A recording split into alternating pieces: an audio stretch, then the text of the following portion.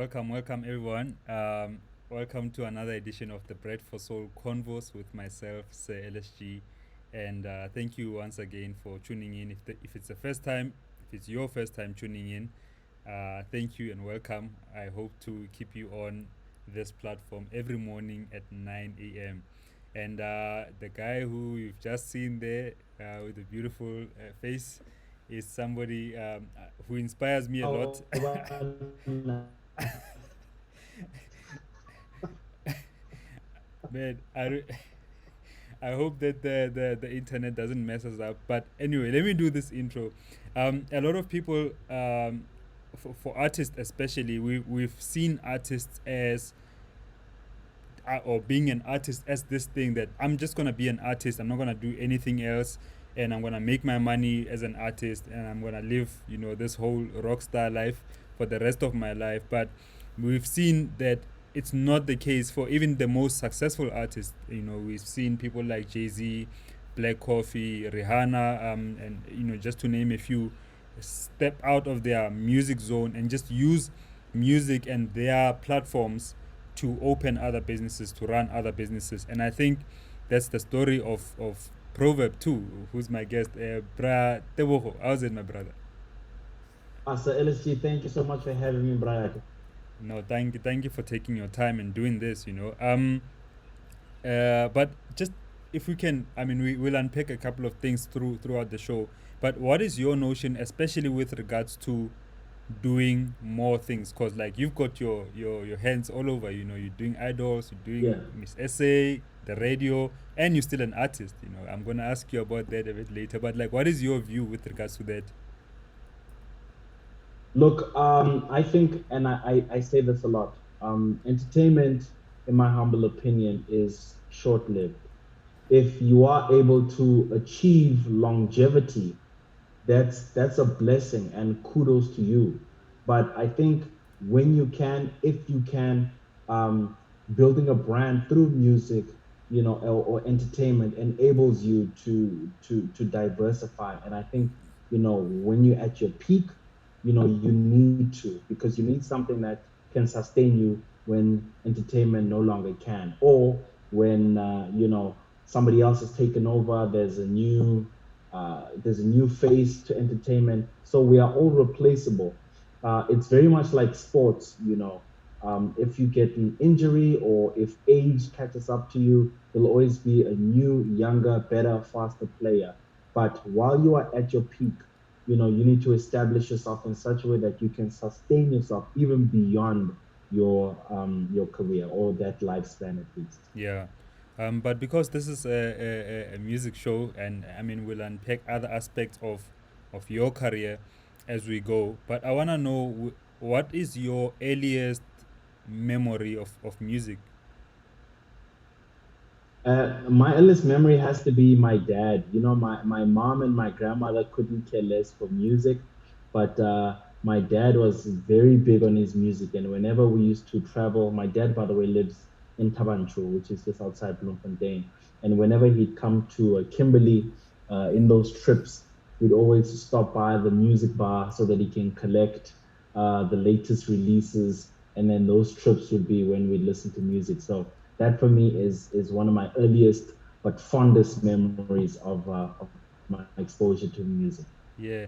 And then, but like, what about you hustling? When did that come, especially into? I heard that one of the clips in Uncle T's show that you did, the best in the city. You were like your first. You still have your first demo tape that you recorded on, back in the day. But Yeah. yeah, like, what was that era like? No, in So when you got into yeah, things. Yeah. yeah. So my sort of bug with music bit when I was in school. Whenever we used to do talent nights or assemblies or something, I always took the opportunity to perform. I remember my favorite song was Dr. Alban, "It's My Life." I don't know. I don't know if anybody else would remember that one, but that was my favorite song, and I performed that at Assembly one year. And so I was kind of known as the budding rapper at the school. And so in 1995, I believe I was in standard seven or so. I decided to try and record my demo, and I did it on cassette, and I did it at home. I had a little microphone, and till today, Munna, I don't even know what is on that cassette. You know, I'd be lying to you if I said I knew. And I'm only messing around now because I actually have the tape Oh, in front of me right here, oh, damn. uh, which which is my demo tape. So I'd love to hear what's on here, man. So yeah, that was in 1995, and I eventually got my deal in 2004. But that was not because of the demo. That was just because of a battle that I did with my different subs. Man, I need to hear the tape. I'm actually very interested to hear how are you sounding. I mean, like, we all know that you are Yeah. dope, but like, at that time, okay, ipotsa fela gore ne di bua gore yang. But Munna, I wonder what is on there. What was I on about? What was I thinking? What could I have been writing? I have no idea. and like, but getting into the scene, have you always had the belief that, like, firstly the knowledge for you are a dope artist, or you can be, but have you always had the belief that you could make it as a rapper? I wanted it so blindly, man. I wanted nothing else. I just wanted to be a rapper. I just wanted to be a musician. In fact, that's probably why I didn't do well at school. And even when I came to Johannesburg to try and pursue tertiary education, I did really poorly, man, because all I wanted was just to be a rapper and a rapper and a rapper. Uh, my best memories at Wits Tech in '99 when I was trying IT was me winning the first year's concert and winning all the rap battles. And I also won an MTN competition. And Camel used to come around, selling cigarettes to students. And they used to host these kind of ciphers at the amphitheater. And that's all I achieved. So if you ask me, my first year of Wits Tech, what did you achieve? I will tell you, I won all these rap competitions, which had nothing to do with my education. So I was so blindly after being a musician, Mm. and yeah, that's kind of some of my early memories of how desperately I really wanted it. Yeah, and I think music is quite a dangerous, like I'm saying, dangerous like thing to sometimes follow. Like other times, like you can be like, okay, you're going at it. But for me, my case, I was just going to study at Wits, electrical engineering, and this is in Eh, 2006. And I had no plans of getting into the music industry or becoming a DJ. But like once this thing Sure. bit, that's probably why we failed. I see a friend of mine is also watching here. He managed to pass the degree, but like for me, it didn't happen. And I think spending so much time following this music thing, this music bug. But just talking about music, I want to know about your collaborations because you worked with my favorites, Brian Temba. You've worked with 37 MPH. But I want to ask you. Before we move on, my brother, can I quickly just flesh out the whole studying thing quickly? Yeah, please, bro. Um, because a lot of aspiring young guys that I interact with, they'll always say, I'm in school or I'm studying and I really want to be a musician. And I say to them, there's nothing wrong with that. Please, by all means, be a musician. But while you are studying, focus on your studies as well. Balance it out. Do the two concurrently. I really wish I thought that way in my day, because I definitely think we are more than capable of doing multiple things and excelling at all of those things. It doesn't mean we have to sacrifice one for the other. So just because you are heavily pursuing your dream, which is music, by all means, but don't neglect your studies, because in the future you will kind of wish you had done it. I certainly wish I had taken better advantage of those schooling opportunities. Anyway, onto the collaborations, No, no, brother. before the collaboration, because now I'm like, let me get in Yeah. there as well. Ne?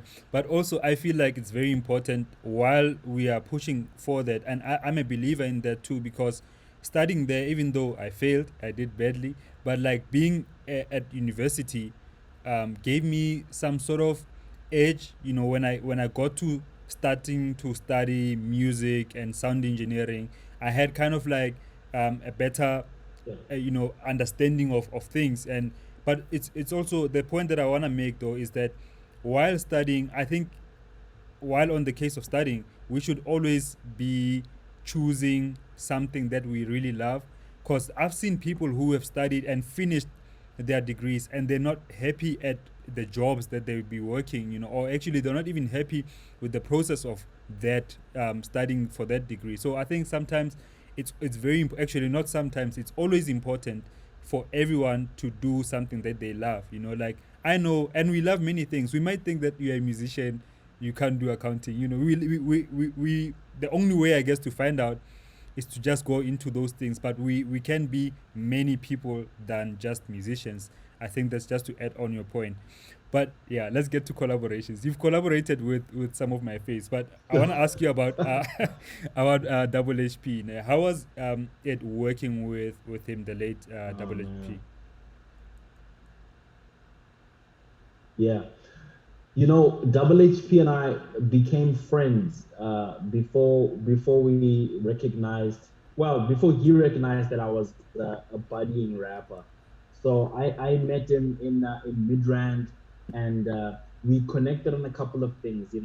Both our parents were lecturers at UNIBO, which is now the University of the Northwest out in Mafikeng. So my mom definitely knew his parents, and so when we kind of got to know each other, that was the initial connection, right? But I was a fan of his. He already had a song out called How You Feel. Yeah. And I used to make a lot of beats. So he came to my flat that I was sharing with my brother to come and hear some of my beats and so on. But we only jumped on records together years later, when I started featuring on some of his works. I remember he used to be on my case a lot about rapping in Setswana as well as in Afrikaans. And at the time, I was very stubborn. I just wanted to push my English bars, but he kept insisting that how we speak Kimbali is so unique that I should work that into my raps. Yeah. So even whenever we would be on a song together, he would always want that Afrikaans vibe and insist on it and push me to do it. Which is when I did songs like Love of My Liver, Ah. and I even did Lelo Kolale Koko, Yeah. and I did another Afrikaans verse on there. And then I finally, also got him on one of my records, which in fact I shared recently now for Father's Day, Breadwinners. But beyond that, man, we used to do a lot of shows and events together, and I think very fondly of my brother Jabba, but I get very heartbroken, man. Whenever I think about it, man, because I think he still had so much to do. Mm. And it was just too soon. Yeah, man, it definitely was. And I think just one of those things, that we've, I think we are slowly getting into dealing with mental issues better, as a society in general, because in the past there's always been this taboo, to talk about mental issues, and different mental issues Yeah. would be kind of just bundled into no words, and like, and we realize now that there are many different issues mentally that people deal with. And I so wish that sometimes it takes that one call that you get from someone that stops you from giving up, or stops you from killing yourself, or taking your own life. And I just think that we should be, as a people generally, we should be more open to talking about mental issues, especially with our close people, the strong ones most especially. But yeah, I just had to get in there, to get that in. Pro, we've seen your success on Idols with Miss SA, you on Kaya too, and you've got this notion about time, and how you divide your time, how important it is that you divide your time accordingly. And we had a discussion about it, with you. Are you gonna be doing music again? And you dissected it for me. What is your notion with regard to time? I honestly think we overcomplicate our own lives, with regards to time. So I always have a to-do list. I have a physical. Do I have it here? I have a physical diary. And I'm old school like that. So I literally every single day write down all the things that I have to do. But instead of overwhelming myself and trying to do everything at one go, I literally see here's the thing.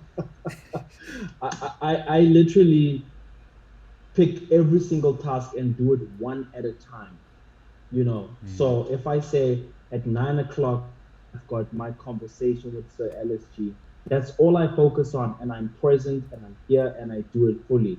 As soon as we end this conversation and I have to start my next module 6 for my tax law course, that's all I'm doing. That's all I'm focusing on. And as soon as I'm on radio, that's all I'm on. If I'm doing essay idols on that stage for that 1.5 hours live, that's all I'm focusing on. So for me, I find that in my own personal life, I'm able to get a lot done only because I do that one task.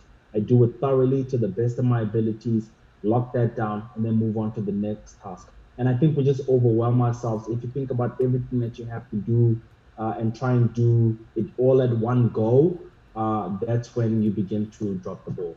Hmm. Bruh, like that's so empowering to learn, but still, yeah, I hear you, Fitz. I've got my own to do list, ne, and the way Yeah, I do it on email. And the nice thing about having, well, using Gmail is that you can set up your unread messages to be always at the top, and then everything that you've read yeah, after that. So I set myself to do lists to do one, two, three to do. So everything under to do yeah, will be on different emails, and it's easy for me to find and remember, because it's impossible to get over everything, to get through everything if you've got chunks and chunks. But you've got like a hectic schedule, bro. Like I saw on Sunday you tweeted something about well, actually you said, this is what you said. I'm gonna quote you word for word. You said, um, well, you had just finished a week of idols productions, yeah, and you had just yes, submitted an assignment, right? And yes, when I looked at this, I'm like, oh, this guy must be superhuman. And what you replied, you said, no, I'm just making up for all the time wasted, the opportunities squandered, and making the most of the balance of my life as I promised the yeah, Queen, my late mother. yeah. And I want to know just That's about but it's that. what Yeah, sorry. we touched on it, man, because I had the opportunity to go to grade schools when I was at LSG, man. And while I was there, I just wanted to rap. I just wanted to play around. I was at international in Mahikeng Yo. for in 93 and 94, Eh. and they didn't expel me, but they recommended my parents remove me because they were saying I'm wasting the opportunity, I'm wasting my parents' money. Same thing with the tertiary. Um, when I came to Wits Tech in '99, I didn't even make it to the exams, man. By Hmm. August, I was back home because I just didn't qualify for any of it. Hmm. Then the following year, I was at Midrand University, which is now Midrand Graduate Institute. And even then, by June, I was back home because I squandered that opportunity. But And for can I me, ask, that's like, before you carry on, like, what were you doing? I'm very like interested, because you don't seem like somebody who was stoked. Like, what was going on yeah. during that time? No, nekisisto Dujo, but instead of studying for my exams, nekilikubo jam early, nekilibo rap activity jam, or rap a lot Wednesdays. I was at ciphers. I was battling guys at Gandhi Square instead of studying or instead of pitching up for exams. So I just wanted to be a rapper so desperately that it blinded me to the opportunities that were in front of me. So my mom passed away like three years ago, and I remember all she ever wanted for me, by her definition, was to just to do something great with my life. Hmm. And when I laid her to rest, I just made the promise that I would. And for me, part of that was just to take advantage of the opportunities that she tried to afford me. So I didn't while she was alive. So now I partly feel like I owe it not only to myself, not only to my late mom, but even to my kids to set the example that you can really do great things. And that's not to say as a musician you can't do great things, because you absolutely can. You can be a great musician, but I had like an array of opportunities beyond just music, man, and I really want to do as much as I can. Happy when about LSG, I must tell you, I'm a late bloomer, man. I was a kid for a long time. I was a Mm, kid all through my 20s, all through my 30s, and now that I'm approaching 40, only now is the seriousness of life dawning on me, and mm, I am now, making the absolute most that I can. I wish I could show you the wall with some of my qualifications now. mm, I've got a few diplomas. I've got a certificate from UCT. mm, I'm pursuing my tax law degree now, and I was never this guy. You mm, know, in my 20s, I should have been that guy, mm, but now only in my 40s am I becoming that person, and I feel good about it. mm. Better late than never. Yeah, but also like I think it's also not a story of regret for me the way I see it, because I see it as a story of life, because life happens differently for all of us, and sometimes yes, Yeah, as a young person, your mindset is not one that's telling you that battling at Gandhi Square is wrong. When you're telling yourself that you want to be the best rapper, you know what I mean? And I think there's also beauty in both, because we probably would not have had the that proverb that we've seen in the years as a rapper. I'm talking about music lovers, but I understand that now yeah, it feels like you're playing catch up. But for me, it looks like it's not actually catch up. It's just you progressing with your life and doing this. This is a part of your life. When you are 60, you might be onto other things. You know what I mean? It's just like that's the way life yeah. is. That's just how I look at it.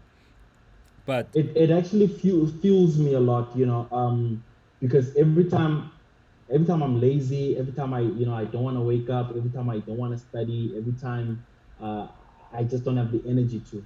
I think about those things, and I say to myself, you don't want to fall into that trap again. You don't want to blunder. So for me, the first half of my life serves as a reminder to stay sharp now, mm, mm, so whether I'm doing my radio show, whether I'm on television, emceeing an event, having a conversation, writing a piece, I apply that focus of knowing what it's like to not have focus. You know mm, what I mean? mm, mm.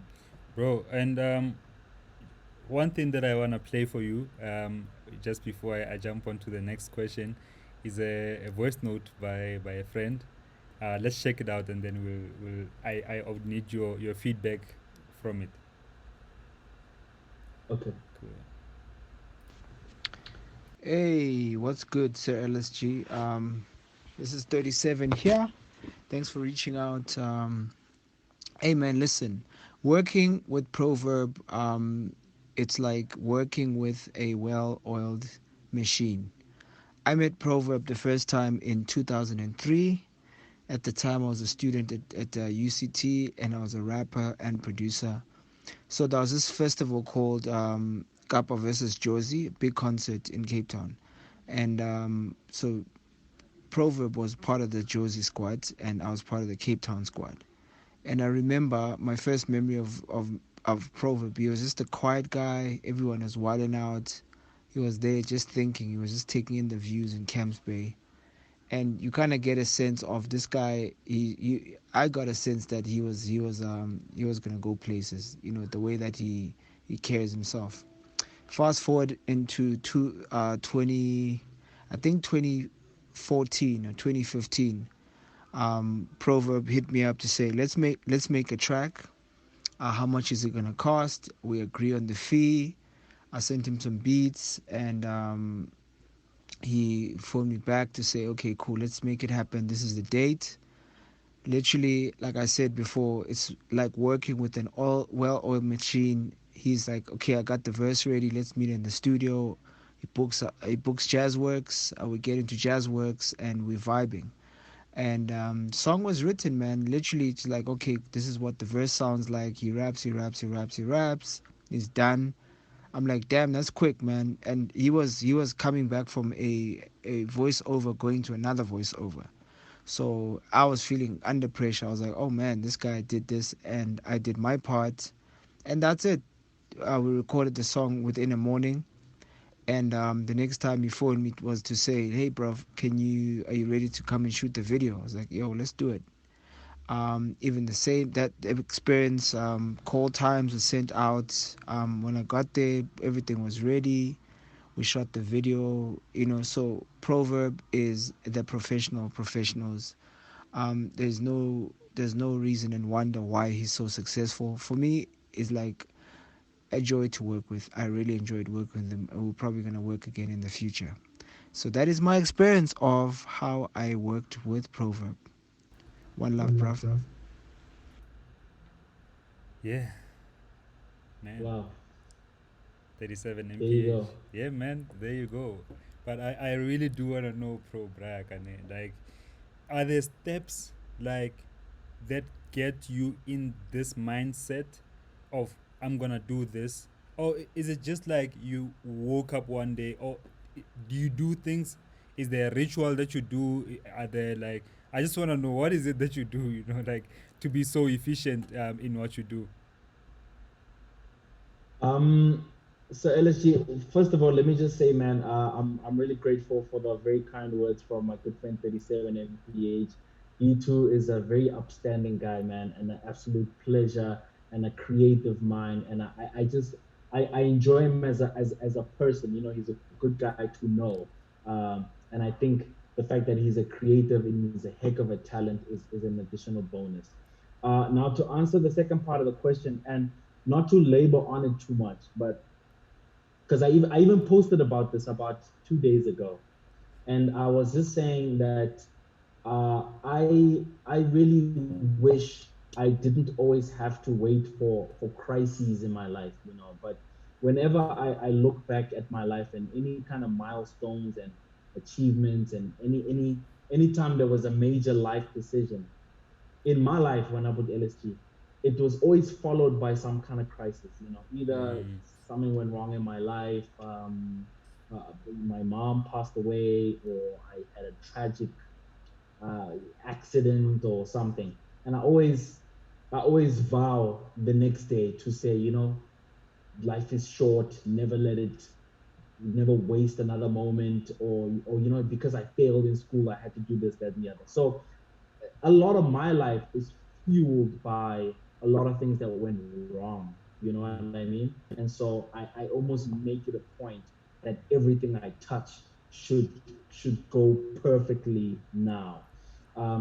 But as the years have also moved on, I've I've stopped waiting for crises to be my inspiration. mm, And now it's a combination of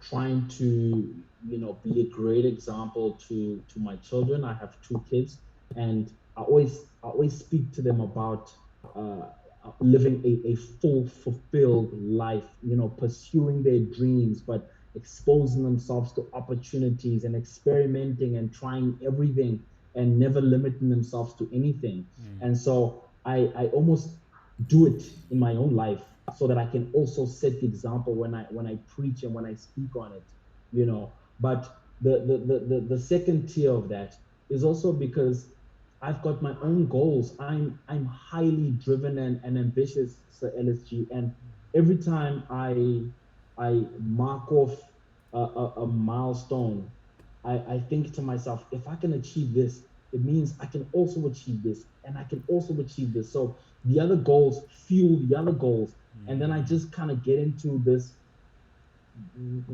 zone, man, this focus zone where nothing, no one can stop me, and nothing can stand in my way, and I just want to crush all my goals. And every single year, I set I said as many impossible goals as I possibly can. And then I see how many of those I can tick off.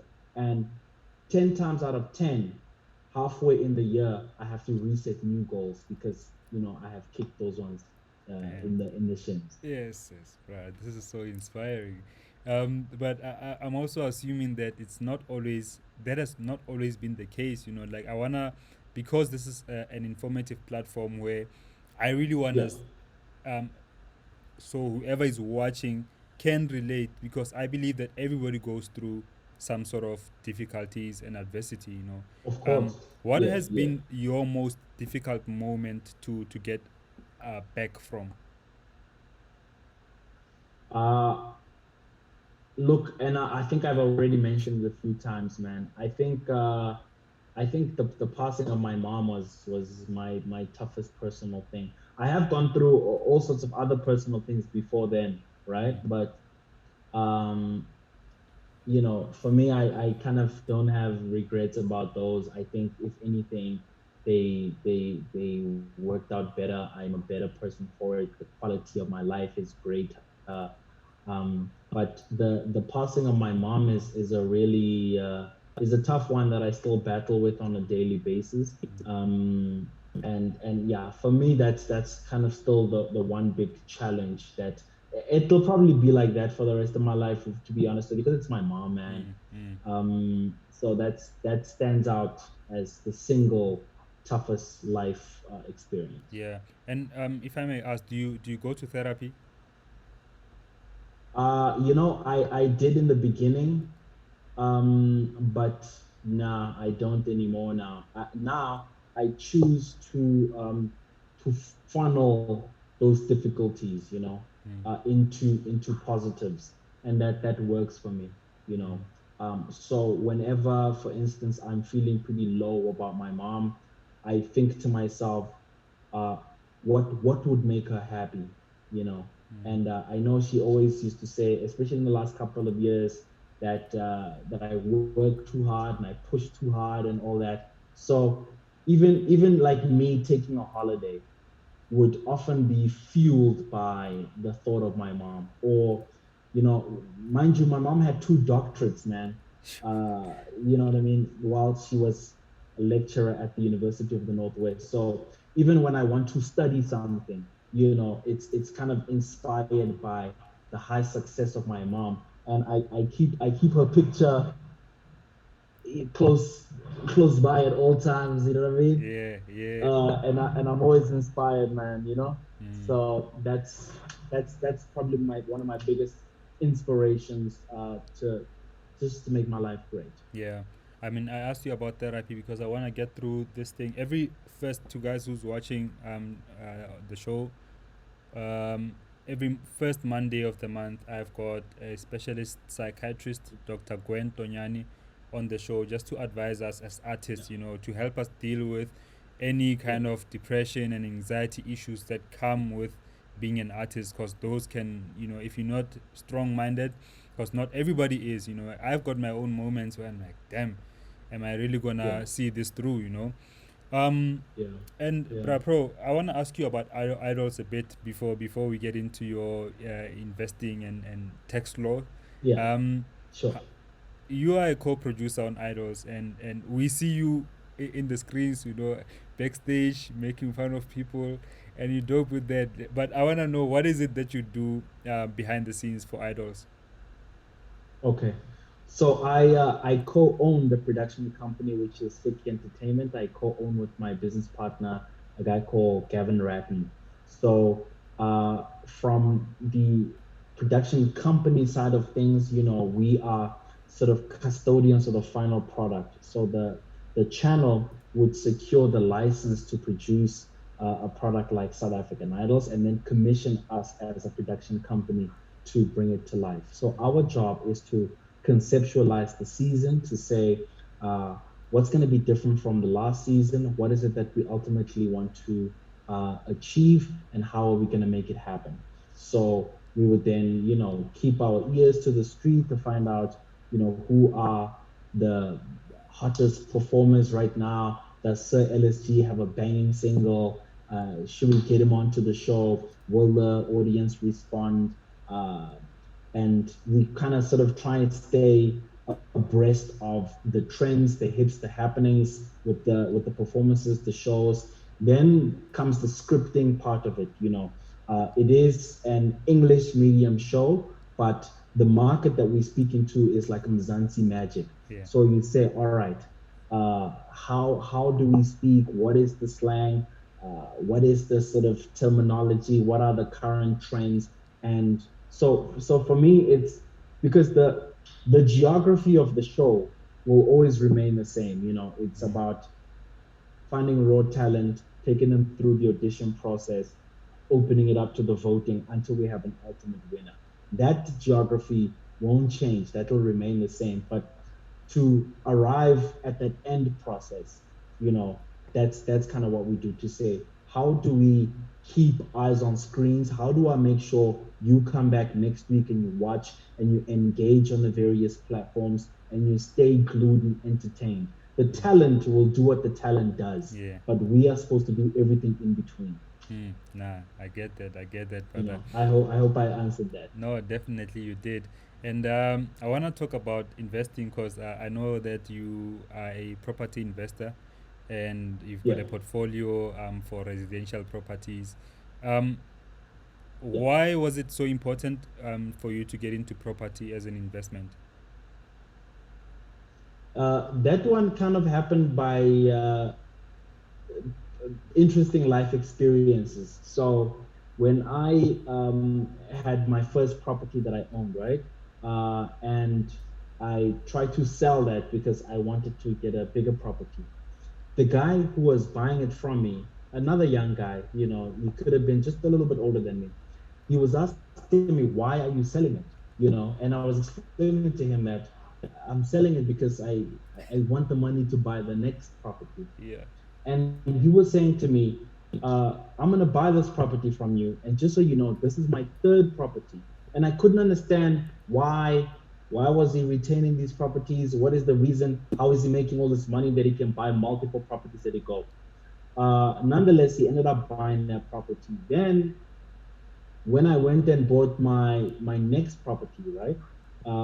I remember the one after that, it was a bank repo that I went to go look at. Mm. And so at the time, the bank wanted me to fix it first, before they could give me the full on loan. Mm. So we started fixing that, and then once that finally got approved, I decided to try and get a tenant into my previous property so that I can help pay for this property, Mm. right?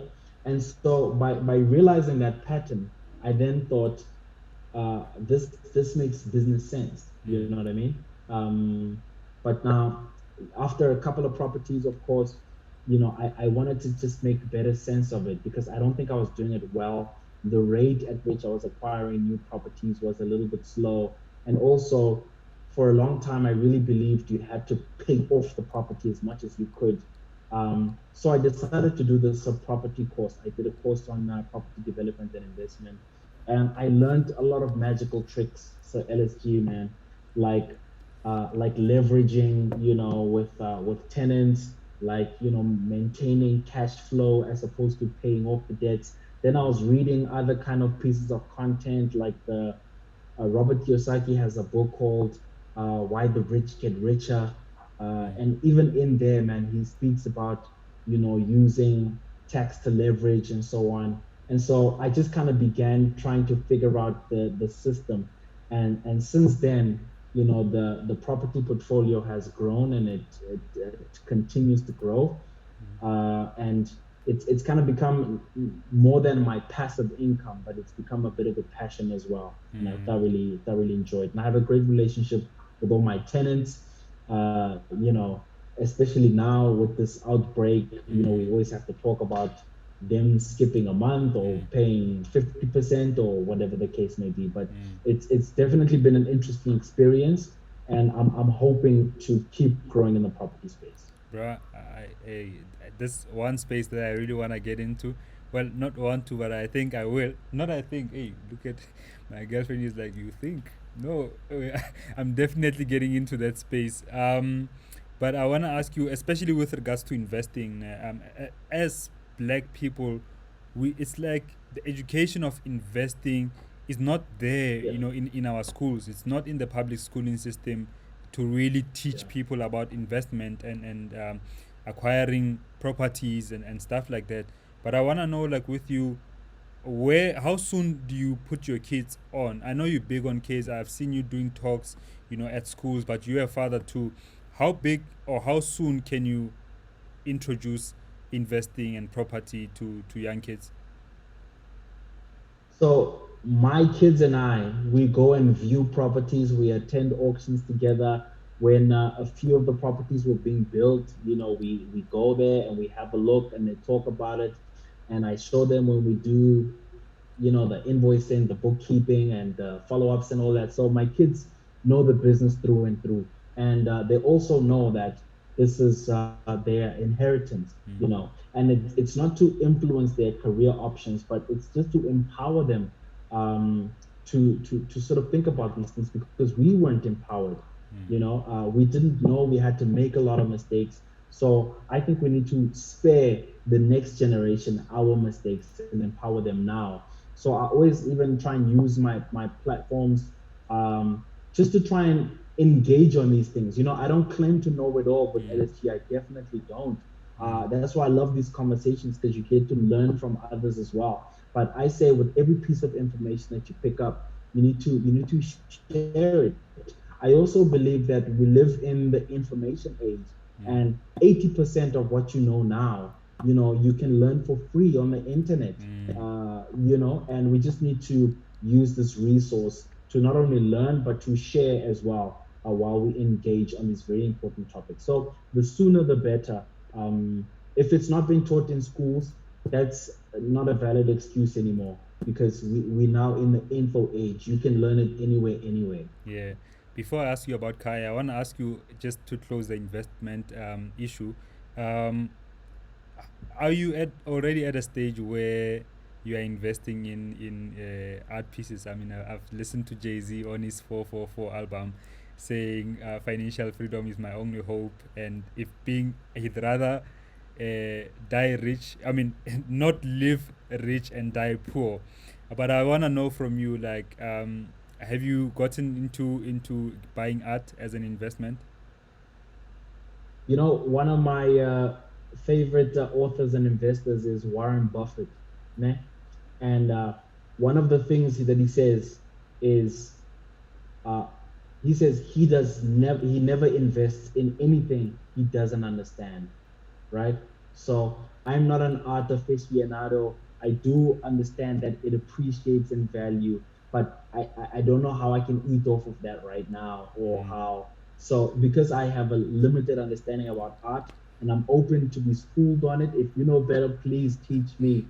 So no, I'm not in art right now. The Oh, world that I understand is property. So that's where I am right now, and I'm thriving. well, I'm not knowledgeable yet, but I'll tell you one thing. A friend of mine, who's an artist, Yul Damaso, he had a big Yeah. influence in helping me design my album cover for Moving Circles. He yesterday was like, dude, let me borrow you a painting. If you want it, take it. And he borrowed me this Mandela boxer painting, which is like, Yeah. I'm like, oh my gosh, this thing is living in my house. But I've always liked seeing art pieces, but I haven't gotten to learn actually how they appreciate in value through the years, But it's something that I want to learn definitely. Um, uh, Kyle, Look, I've got some pieces in my house here, but as I say, I'm not an official collector, but I definitely have decorative pieces in my house that I think would make for a decent collection. But yeah, I don't collect art at the moment for investment purposes. sure, For sure. now, it's purely aesthetic and decorative. Cool. I think when you decide to do, because I think after you've built this property thing that's so big everywhere, you might be like, maybe I want to invest in something else. let's both learn Yeah, together. I do wish to Yeah, diversify. for Yeah. sure, for sure. Teach me as you learn. I will do that, my brother. I will sell it too to you. I want to ask you about Kaya FM. How did you get on Kaya, and also, how is the experience of just being part of that brand? Yeah. Look, let me quickly just speak on my radio journey. So I started as a technical producer for DJ Fresh back in 2003, and that was my first exposure to commercial radio. This was back at YFM, and then about 3 years later, I was then at Metro FM, still as a technical producer for Glenn Lewis and Unati, who were doing the drive time show. But while I was there was a training slot in the graveyard hours, which was Saturday, Sunday, 3 to 6 a.m., which I asked to be put on the schedule so that I can also be a part of that training process. And I ended up doing that show for about 2 years, right? And so thereafter, I went to Highfeld, which was now 947. And I did the early breakfast show, which was Monday to Friday, 4 to 6 a.m. And I also did a Sunday show there as well. But this is where I really started to cut my teeth in radio. Mm, And then I had like 2 years where I was off radio. But in that time, I was really pestering Greg Maloka and Kai FM and really trying to get into there. So what they would do is they would book me for stand-ins. So whenever the DJs were away or holidays or public holidays, I would come in to come and do the stand-in slots. And I think through that persistence, I eventually then got a slot, which initially was to do the chart show on a Saturday.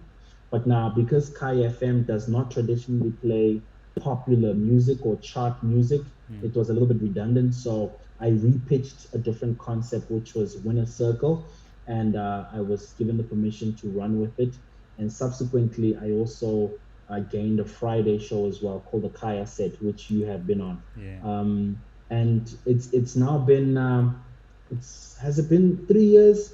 My gosh, it's been 3 years at Kaya FM, and what a wonderful time it's been. One, because I think I consider myself an Afropolitan too, which is uh, a forward-thinking African with a worldview, and so I think I plug in well with the Afropolitics at Kai FM because we all fellow Africans who have a worldview. We consume world content and we think worldly.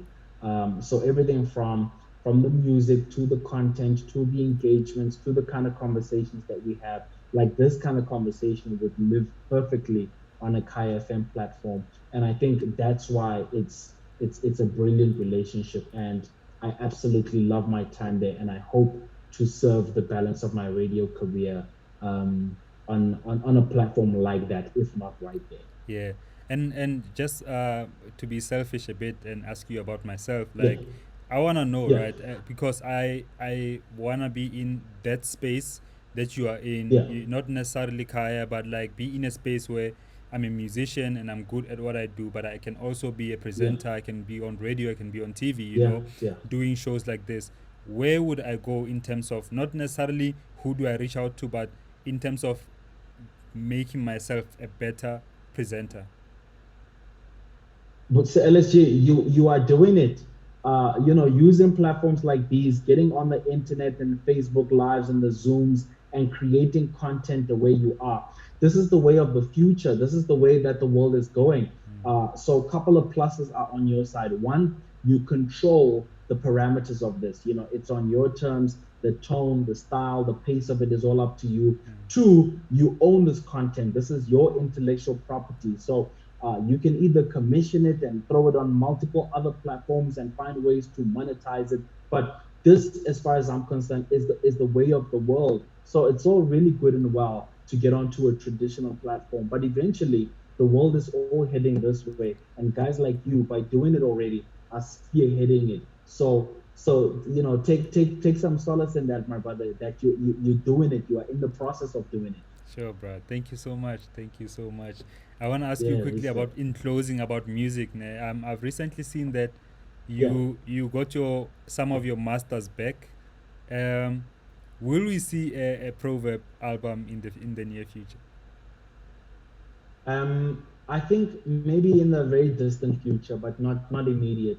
Only because my priorities are really elsewhere at the moment. I'm really trying to push my academics quite a bit. I'm in the middle of my tax law course. I am heavily contemplating pursuing an MBA as soon as I maybe done this course, which may potentially be next year, if not started from a back end of this year. But also, the production company is really blossoming at the moment. So is the radio shows. But so LSG, without trying to sugarcoat it, I must also tell you this that uh, I stopped being able to justify the effort of music, and by effort I'm talking uh, the resources that you put towards it, the money, the time. The truth is, I was not enjoying the kind of support that is necessary to sustain a career. So I produced 5 albums in total, a DVD, countless mixtapes, and so on. And if we were to show you my royalty statements, they are appalling, man. So if I was trying to sustain myself and feed my kids off of just my music career, the honest truth is I would be living under a bridge right now. So I also kind of reached a point where I honestly couldn't fully justify that effort. Now, it's not to say that music stopped being my passion. Of course not. That's all I ever wanted my entire life. Mm. So to answer your question, if I can tick off all the boxes that I have right now, if I can complete my studies, if I can set up my investments so that I don't have to actively be grinding every single day. Uh, and I afford myself the freedom to to really play around. Then gladly, then I will definitely get back into the studio and drop these bars. But for now, you have to appreciate that I have to build my empire to afford me the luxury of making music. Mm. Bro, yeah, ne o buile go tlala seatla brayaka. I just want to say to you, for me, like you are an Okay, inspiration. utlagala, Tlhamo. Ebile ka re ka e hetsa ka Setswana cause ebile hara se bua, but no, Eh, no, ne ke batla hela gore for now, like inspiration mo go nna one, like go bona a person yeah, going through the journey that you went as a rapper and sure. doing this company Yeah, that's hosting like one if not the biggest show in South African television, and you on this radio station and you're speaking here, you're motivating here, you're investing, you're talking about investment, and you are learning and teaching your kids, yeah, I feel like you are a perfect yeah. example of what we can be when we push ourselves further than what we initially thought we are, in this box, that we can actually expand and become these superhumans that you are. So, Brian, thank you for your time. So LSG, I thoroughly enjoyed it. I feel like these conversations are so important, not because we are experts in anything that we do, but because, when you learn a little and you learn a little and somebody else learns a little and we put it all together and we learn from each other, we can all learn a lot. And we can't do that if we stay in our own silos, in our own corners. Mm, But if we engage and we put our minds together, we can really empower ourselves. We can really break the cycles of poverty. We can really empower not only the generation that's to follow, but the current generation as well. mm, Just to say, we can bring ourselves up out of this thing. I always see, somebody will see me driving in my car, and in their mind, because they perceive that to be success, they think it was overnight.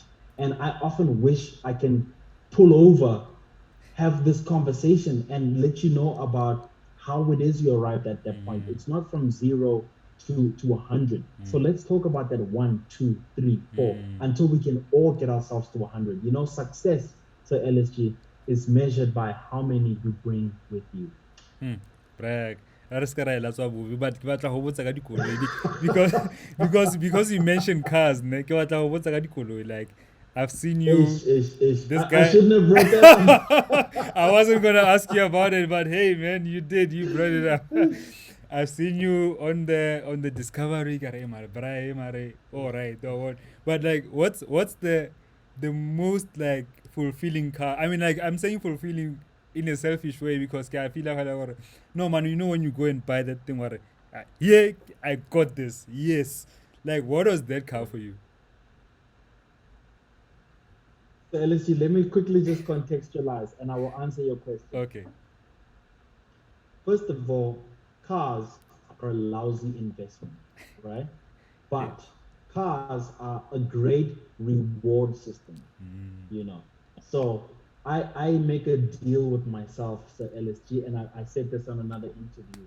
I say if I can achieve so many milestones, you know, so in other words, if I can get say 5 properties and have another successful season of Idols and sign a new contract and renew my deal at Kaya FM and I don't know, publish a book, you know, and complete my tax law course, then I can reward myself. You see, that's a milestone system. Yes. And so I used the first milestone system and then I went to buy my first dream car, right? Do I need to mention what it is, LSU, or No. it's not the point? The one that I want you to mention is the one where you're like, "Yer, take issue, yeah, give it a key, E, one high, yeah, E, yeah, yeah.